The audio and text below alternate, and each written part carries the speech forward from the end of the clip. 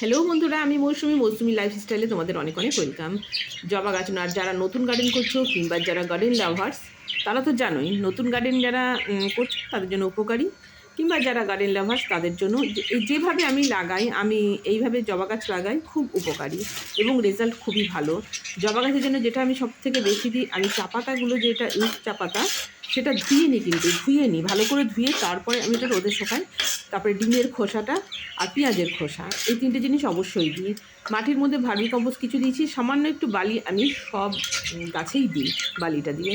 তো খাজানাটা শেষ হয়ে গেছে, মানে খাজানাটা যেটা বলছি আমি, সবজির যে খোসাটা, সেটা আমি 7-8 মাস করে ওটাকে ভালো করে পচিয়ে সুন্দর করে গাছের মধ্যে দিই।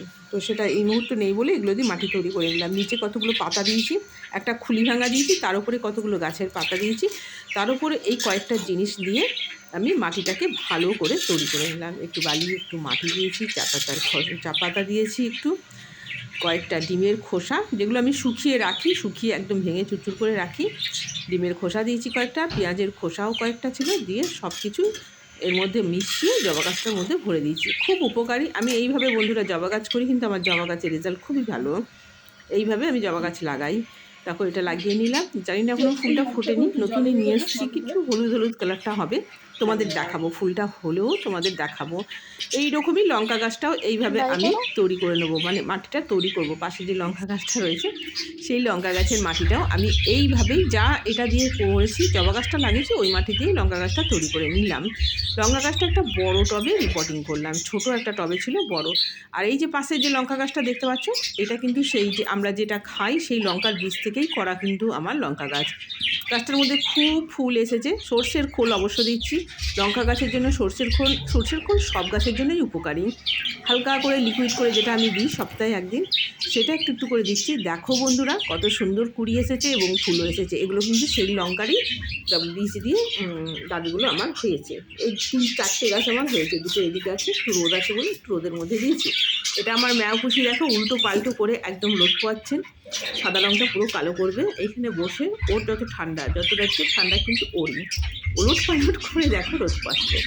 আমার পাখি, এগুলো সব আমার ভালোবাসার। গান শোনাচ্ছে, অনবরত গান শোনাবে, একদম সকাল থেকে সন্ধ্যে পর্যন্ত গান শোনাবে। এটাও তাই আমার ভালোবাসারই। এদিকে তোমাদের গাছগুলো একটু দেখিয়ে দিচ্ছি। বোগনভেলিয়া গাছ, ক্রিসমাস ট্রিটাকে আমি আমার বড় ছেলে বলি, মানে আমার ছেলেরও বড় ওটা।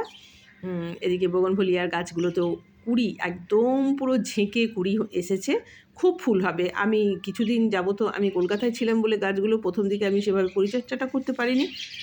এখন পরিচর্যাটা দেখো, 15 দিন, মাত্র 15 থেকে 18 দিন হয়েছে। আমি এদের যে সর্ষের খোলটা, আমি কিন্তু গাছের মধ্যে সর্ষের খোলটাই আমি দিই সপ্তাহে একদিন করে, তাতেই রেজাল্ট। ওই দিকে গাছটা দেখেছো বোগনভেলিয়া, একটু কেমন ওই যে অরেঞ্জ কালারটা, ওটাতেও কেটে দিয়েছিলাম, কাটিং করে দিয়েছিলাম, কিন্তু একটু বড় হয়ে গেছে। যেহেতু ছিলাম না, আমি আর কাটিং করলাম না, কেননা এই সময় তো গাছ ভর্তি ফুল হয়, কুড়ি চলে এসেছে, ওই জন্য আর কাটিং করলাম না। সব গাছই আমার দেরি করে লাগানো, 15 দিনে এই এত বড় করতে পেরেছি গাছগুলো। মাটি যদি ঠিকঠাক করে তৈরি করা যায় মাটিটা, তাহলে গাছ কিন্তু বড় হতে 15-20 দিনের মধ্যেই বেড়ে যায়। দেখো, দুটি মাত্র পাতা থেকে, তোমাদের তো আমি আগের ভিডিওতে দেখিয়েছিলাম, দুটি মাত্র পাতা থেকে গাছগুলোর এই রকম এখন এসেছে, বেশ ঝেঁকে ঝেঁকে কুড়ি এসেছে, ফুলও হচ্ছে। মাটিটা যদি ঠিকঠাক করে তৈরি হয় বন্ধুরা, গাছ বাড়তে কিন্তু বেশি দিন সময় লাগে না। আমি তো অনেক দিন পর লাগিয়েছি এখানে গাঁদা গাছগুলো, খুব, কেন আমার মাটিতে তো জায়গা নেই সেভাবে, সবই এরকমই এতে করে লাগাই আর কি, টবে করে। দেখো এপাশেও যে গাছগুলো লেগেছি সব গাছই খুব সুন্দরভাবে কুড়ি টুড়ি এসে গেছে আর কি। তো কেমন লাগলো অবশ্যই জানাবে তোমরা।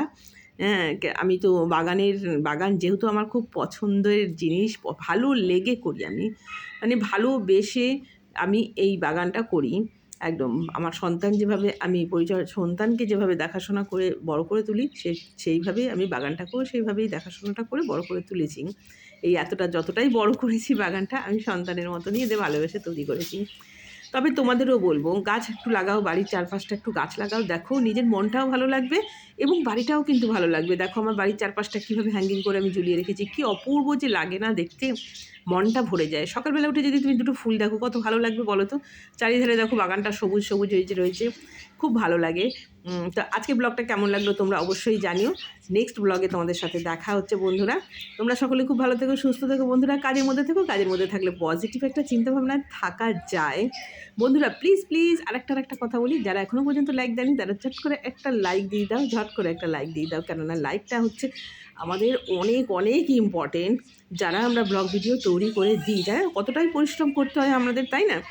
ব্লগ ভিডিও পোস্ট করছি যারাই আমরা, তাদের জন্য লাইকটা খুব ইম্পর্টেন্ট, মানে একজনের কাছ থেকে আরেকজনের কাছে নিয়ে যেতে আমাদের সাহায্য করে আমার ব্লগটা। তো প্লিজ যারা এখনও দাওনি ঝটপট একটা লাইক দিয়ে দিও। ভালো থেকো সবাই, সুস্থ থেকো, টাটা। নেক্সট ভিডিওতে দেখা হচ্ছে, টাটা।